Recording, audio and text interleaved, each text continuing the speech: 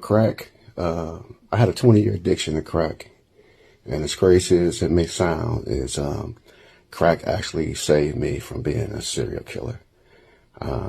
You might laugh, you might, say all kind of stuff, but crack saved me from being a serial killer. I grew up in a very abusive household where my father would lock me in the trunk of cars.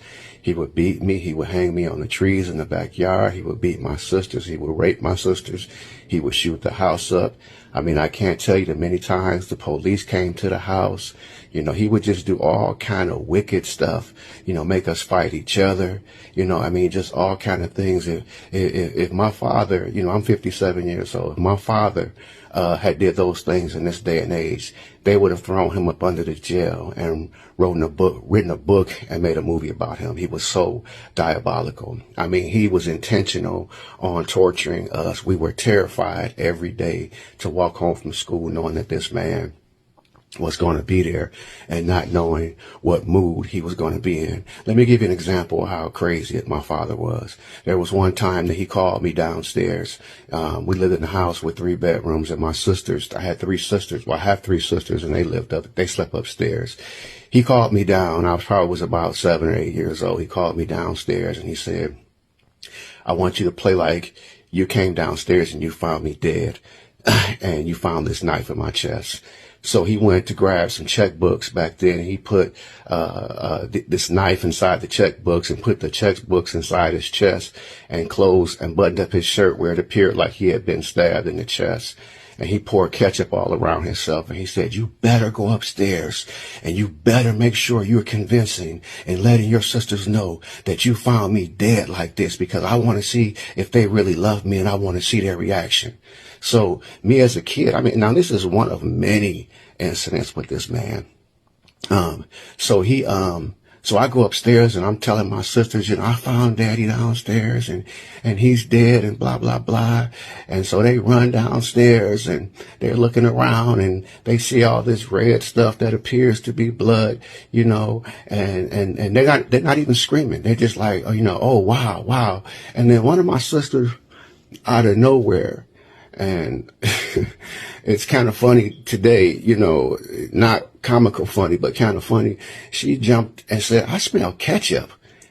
And so this man jumped up, began to beat the mess out of her in front of us. And he said, "All you care about is ketchup. I'm laying here dead, blah, blah, blah." So he began, to beat on her. So that was just giving you an example of the things I've been through as a kid. So, as growing up, I enjoy, torturing animals, burning, animals, watching them, burn up and stuff, and did some other horrific stuff as a kid, because the way that I was brought up, it was really in a very inhumane way. And I didn't even know how to be a human being. So as I got older, I began having these really dark thoughts about, the way my father would hurt me. I wanted to hurt other people, or I wanted to see other things hurt, and I would vision this, and this is something that I wanted to do. Now, when my mother finally left my father, I ended up smoking weed and drinking and ended up being on crack for 20 years. So it took away my career of being a serial killer, But I won't even get into the stories of the crack, and I haven't even begun to touch the stories of all the things that my father did to me and my sisters and my mother and even our dogs. I was born into, my father was a lunatic. Let me just put it like that. My father was very, very evil, very demonic, man. And, I had tendencies, after finally leaving him, I really had tendencies of being a serial killer. As crazy as it sounds, crack saved me from being a serial killer. Now, I'm probably going to share a lot of stories with y'all about my crack use, about my childhood, and for a lot of y'all, you're going to wonder, how in the world are you still standing? And I can tell you the only way that I'm still standing here and looking like I've never spent 20 years on crack. I've never gone to the penitentiary. I've never had brain surgery, trigeminal neuralgia. I'm not going through what I'm going through right now. I'm only standing here, sitting here, I guess, because of the Most High God. Because some days now and some days in the past, I didn't want to be here. But that's my quick story on how crack saved me from being a serial killer.